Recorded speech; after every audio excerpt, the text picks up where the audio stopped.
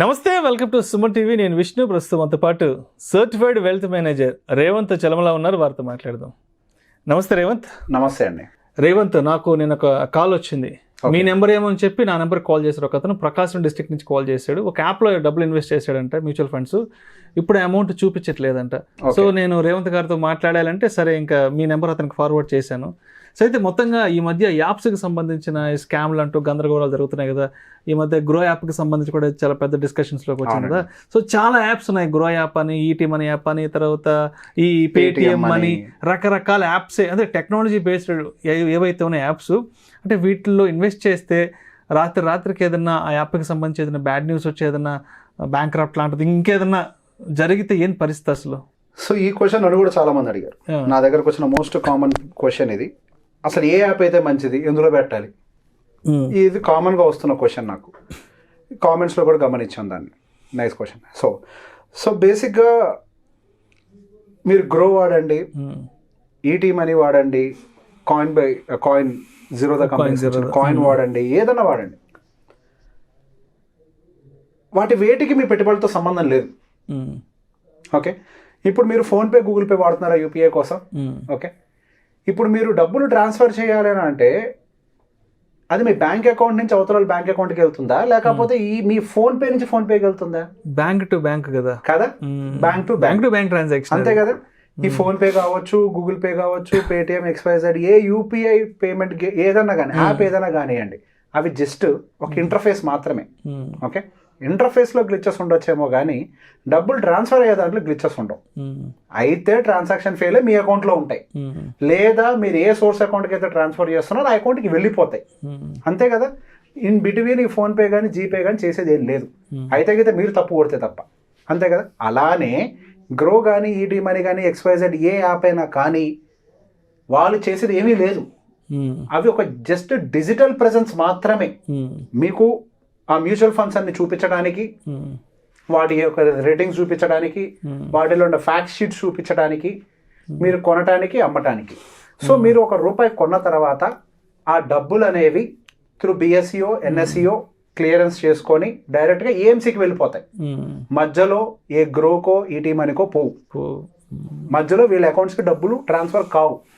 So ఏ డబ్బులైనా కానీ ఒకసారి వాటికి వెళ్ళి ఏఎంసీలో పడ్డ తర్వాత అవి మీ పాన్ కార్డ్ తోటి లింక్ అయిపోయి ఉంటాయి.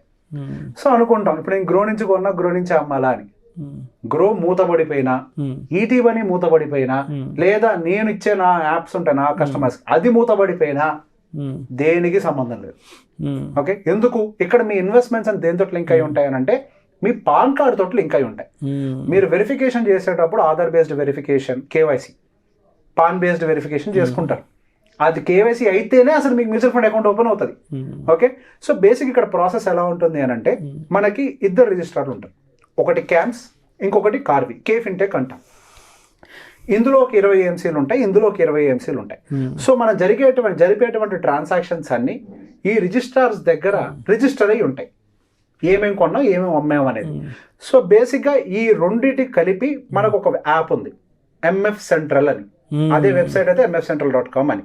ఓకే, ఈ కేఫిన్టెక్ 2 రిజిస్ట్రార్లు కలిసి ఇప్పుడు మనం భూమి కొని అమ్ముతాం. భూమి కొని అమ్మినప్పుడు రికార్డ్స్ ఎక్కడ ఉంటాయి? మన రిజిస్టర్ ఆఫీస్ లో ఉంటాయి, రెవెన్యూ ఆఫీస్ రిజిస్టర్ ఉంటాయి కదా. అలానే ఆ డేటా అంతా కూడా రిజిస్ట్రార్స్ దగ్గర ఉంటాయి, మన దగ్గర కూడా. సో వీళ్ళిద్దరి డేటా కంబైన్డ్ గా మనకి MF Central అనేది ఒక వెబ్సైట్ క్రియేట్ చేసింది. మీరు కావాలంటే గ్రో నుంచి పెట్టండి, నా యాప్ నుంచి పెట్టండి, ఈటీ మనీ నుంచి ఎక్కడి నుంచైనా పెట్టండి. సహజంగా మీరు ఏ యాప్ నుంచి పెడితే అదే కనిపిస్తుంటది కదా. మొత్తం కలిపి MF Centralలోకి వెళ్ళి మీ పాన్ కార్డ్తో లాగిన్ అయితే అసలు ఏమేమి ట్రాన్సాక్షన్ జరిగింది మొత్తం చూపించేస్తుంది. ఓకే, అసలు మీకు ఏమేమి ఇన్వెస్ట్మెంట్స్ ఉన్నాయి మొత్తం చూపించేస్తుంది. దాని మీద ఇంకొక ఎపిసోడ్ ఒకసారి మీ ల్యాప్టాప్ ద్వారా దాన్ని ఎలా వాడాలో కూడా MF Central ఎలా వాడాలో కూడా చేద్దాం. సో బేసిక్ ఈ మ్యూచువల్ ఫండ్ ఇండస్ట్రీ అనేది చాలా ట్రాన్స్పరెంట్. ఓకే, యాప్స్ తోటి దేనితోటి సంబంధం లేదు. డబ్బులు అనేవి డైరెక్ట్ గా ఏఎంసీలో ఉంటాయి కానీ ఇంకెక్కడ ఉండవు. 2, మీరు ఒకవేళ అది కూడా కష్టంగా ఉంది అని అనుకుంటే మీరు ఎందులో పెట్టారో మీకు తెలుసు కదా, ఆదిత్య బిర్లానో, కొటాకో. మీరు ఏఎంసీకి ఫోన్ చేసి మీ పాన్ కార్డ్ నెంబర్ చెప్పినా మీ ఎగ్జిస్టింగ్ యూనిట్స్ ఎన్ని ఉన్నాయి, దాని యొక్క విలువ ఎంత అనేది కూడా వాళ్ళ యాప్స్లో కనిపిస్తుంది. వాళ్ళ యాప్ సపరేట్గా ఇన్స్టాల్ చేసినా కనిపిస్తుంది. మీరు ఎందులో అయినా కొనండి, మీరు ఐఎంసీ యాప్లోకి వెళ్తే కనిపిస్తుంది, MF Centralలో కనిపిస్తుంది. సో ఇక్కడ యాప్ తోటి సంబంధమే లేదు అసలు. చాలా మందికి డౌట్ ఉంటుంది, ఈ యాప్ తో ఇన్వెస్ట్ చేస్తే నాకు రిస్క్ ఏమో అని. ఇక్కడ మీరల్లా చూడాల్సిందల్లా ఏంటి అని అంటే వాళ్ళు ఎంఫీ రిజిస్టర్డా కాదా అంతే. గ్రో కూడా ఎంఫీ రిజిస్టర్డే. ఎంఫీ రిజిస్ట్రేషన్ లేకుండా ఏం జరగడానికి లేదు. మేబీ వాళ్ళు డైరెక్ట్ ఇష్యూ చేయొచ్చు, వాళ్ళు డైరెక్ట్ మ్యూచువల్ ఫండ్ మాత్రమే పెట్టచ్చేమో, కానీ ఎంఫీ రిజిస్ట్రేషన్ లేకుండా వాళ్ళు అసలు అమ్మకూడదు దాన్ని.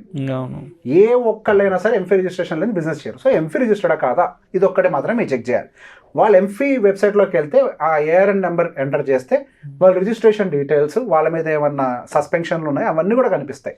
వాళ్ళు కనుక యాక్టివ్ ఎంఫీ రిజిస్టర్డ్ అయితే కనుక ఆ గ్రో యాపే కానివ్వండి, ఏ యాప్ అయినా కానివ్వండి, వాళ్ళు యాక్టివ్ అయితే కనుక మీరు దాని త్రూ పెట్టినట్లయితే మీకు ఎటువంటి నష్టం జరగదు. అండ్ గ్లిచెస్ కనిపించాయి. మీరు గ్రో యాప్లో చెప్పారు. మొన్న మధ్య వచ్చిన కేసు ఏంటి, ఏదో డబ్బులు పెట్టాను నాకు మొన్నటిదాకా ఏదో 8 లక్షల రూపాయలు చూపించింది. ఇప్పుడు రిడీమ్ కొడదాం అంటేనేమో అవి రిడీమ్ అవ్వట్లేదు, గ్రో యాప్ నన్ను మోసం చేశారని చెప్పి రచ్చ చేశాడు ఒక అతను. సో గ్రో యాప్ కూడా ఇన్వెస్టిగేషన్ స్టార్ట్ చేసింది. అసలు నిజంగా పెట్టాడా లేదా, అది మా టెక్నికల్ గ్లిచ్చా అని. ఇన్వెస్టిగేషన్ కోసం ఏంటి వాళ్ళు ఇది అడిగారు, మీ బ్యాంక్ స్టేట్మెంట్ ఇవ్వండి. మీరు డబ్బులు పెట్టుంటే మీ స్టేట్మెంట్ లో రికార్డ్ అయి ఉంటుంది కదా, దాన్ని ఎవరు మార్చలేరు కదా. గ్రో యాప్ అని వెళ్ళి బ్యాంక్ డేటాలోకి వెళ్ళి డిలీట్ బటన్ నొక్కలేడు కదా. సో మీరు స్టేట్మెంట్ ఇవ్వండి. స్టేట్మెంట్ లో ఎక్కడ లేదు అది, ఇది కేవలం గ్రో యాప్ లో వచ్చిన గ్లిచ్ అంతే. కానీ మా వల్ల ఒక గ్లిచ్ వచ్చింది కాబట్టి మీరు ఎన్ని సంవత్సరాలు చూశారు కాబట్టి ఆ డబ్బులు మీకు ఇస్తామని చెప్పి వాళ్ళు ఇచ్చేశారు. సో బేసిక్గా గ్లిచెస్ అనేవి వస్తూ ఉంటాయి. ఎంత కొన్నామో మనకి తెలుసు కదా. అందుకే చెప్పా, ఇందులో తప్పు చూపిస్తుందా, ఎంఎఫ్ సెంటర్లోకి వెళ్ళండి కరెక్ట్గా చూపిస్తుంది. అట్లీస్ట్ గ్లిచెస్ ఉన్నాయి ఇప్పటికీ గ్రో యాప్లో. ఇంకొకటి మీరు అన్నారు కనిపించట్లేదు అని. ఫస్ట్ తొందరపడకండి. మ్యూచువల్ ఫండ్కి ట్రాన్సాక్షన్ సెటిల్మెంట్ టైం అనేది ఒకటి ఉంటుంది, T+2. ఓకే, ఈక్విటీకి అయితే T+2, డెప్ట్ బేస్కి అయితే T+1.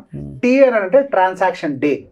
ఓకే, మీరు ఈక్విటీ మార్కెట్స్లో 1 గంట యావరేజ్ టైం పెట్టుకోండి. యాక్చువల్ సెటిల్మెంట్స్ కొద్దిగా అటు ఇటు అవుతుంటాయి కాబట్టి మధ్యాహ్నం 1 గంట లోపల కనుక ట్రాన్సాక్షన్ చేసినట్లయితే అది ఆ ట్రాన్సాక్షన్ డే కిందకు వచ్చి నెక్స్ట్ 2 వర్కింగ్ డేస్ తర్వాత మీకు సెటిల్మెంట్ జరుగుతుంది. ఓకే, సో అదే మీరు 1 గంట తర్వాత ఈవినింగ్ పూట కనుక ట్రాన్సాక్షన్ చేసినట్లయితే ఆ ట్రాన్సాక్షన్ డే నెక్స్ట్ డేకి షిఫ్ట్ అవుతుంది. ఇవాళ డే కింద ట్రాన్సాక్షన్ డే కింద తీసుకోవడానికి కుదరదు. Next day will be the transaction day +2 working డేస్లో మీకు సెటిల్మెంట్ అనేది జరుగుతుంది. అది పర్చేసింగ్ అయినా అంతే, రిడిమ్షన్ అయినా అంతే. సో బేసిక్గా కొన్న వెంటనే కనిపించట్లేదు అని భయపడుతూ ఉంటారు.